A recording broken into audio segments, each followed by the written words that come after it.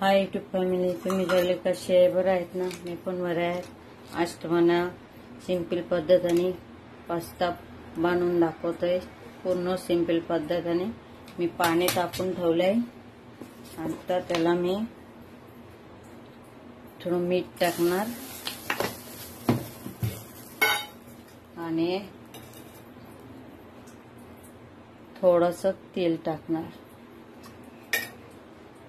आता तिथे पाणी उकळून येत असेल तोपर्यंत आम्ही इकडे हा पण तयारी करून घेऊ. मी ते कढाई ठेवले. म्हणजे 5 मिनिट मध्ये दोन्ही वस्तू होऊन जाणार. एक सोबत ठेवायचा. पोराबाला आवडीने ते खाऊन घेईल. म्हणजे तिकडे ते पण शिजून जाईल, इकडे मसाला पण तयार होईल. आता माझे तेल पण तापलेलं आहे.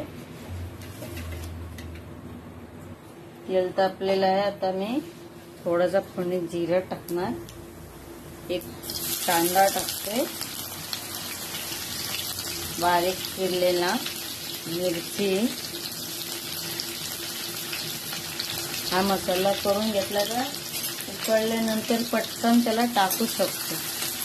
त्याच्यामुळे दोन्ही बाजू पटकन करायचं असेल ना, दोन्ही वस्तू ठेवायचा. तिकडे पास्ता शिजून जाईल आणि इकडे मसाला पण तयार आहे आणि पटकन नाश्ता रेडी. आणि हे पूर्ण सिंपल पद्धत आहे.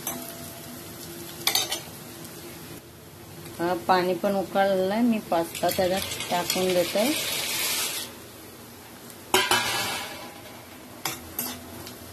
पण करून घेते.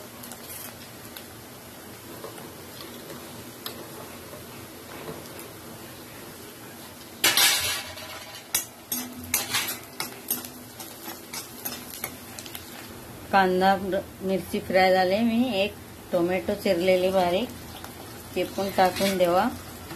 म्हणजे दोन्ही वस्तू एक सोबत व्हायला पाहिजे. म्हणून मी एकदा अशी तयारी करून घेतात. मला पटकन करायचं असेल. मी पास्ता मध्ये थोडा मीठ टाकलेला, त्याच्यात थोडंसं टाकणार.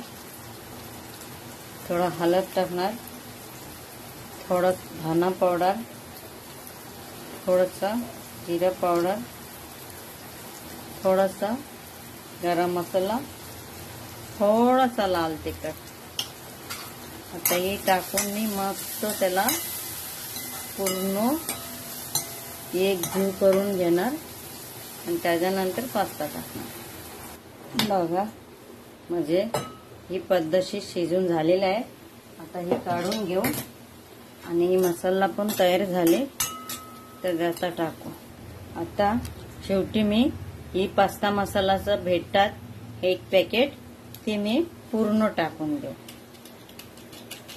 त्याच्यात चांगली चव येईल. आता बघा तुम्ही किती मिनिटांनी मी पास्ता बनवलाय. झटपट होतात तशी. या बाजू मसाला करायचा, त्या बाजू शिजून घ्यायचं, झालं. आता बघा लगेच मी घालून घेतला आणि एक पण नाही चिटकला. आणि तशीच त्याला मिक्स करून घ्यावा.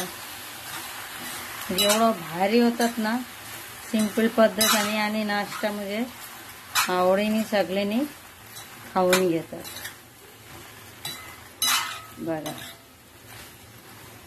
पास्ता बनवायला जास्त टाइम नाही लागत, झटपट होतात ते.